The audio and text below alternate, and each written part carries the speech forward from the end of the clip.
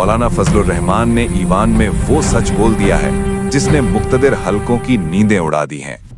मौलाना कहते हैं अमन के नाम पर हमें तबाही की तरफ धकेला जा रहा है। ये ट्रंप का वो एजेंडा है जो मुसलमानों को गैर मुसल्लह करना चाहता है।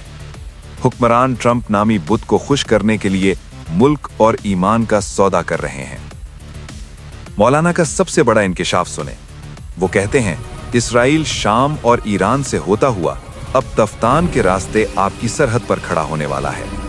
क्या हमारे हुक्मरान इस खतरे से बेखबर हैं या जानबूझकर आंखें बंद कर ली हैं? जहां भी अमेरिका अमन के लिए गया वहां क्या हुआ? 20 साल तक अफगानिस्तान की ईंट से ईंट बजा दी, इराक और लिबिया को तबाह व बर्बाद कर दिया। अब क्या पाकिस्तान की बारी है?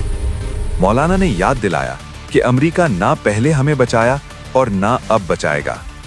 एक तरफ मुल्क की मईशत का जनाजा निकल चुका है, दूसरी तरफ हम अपने पड़ोसियों से लड़ रहे हैं। हिंदुस्तान दुश्मन, अफगानिस्तान से लड़ाई, ईरान को तहफ्फुज़ात और चीन हमसे मायूस। पाकिस्तान आखिर किधर जा रहा है?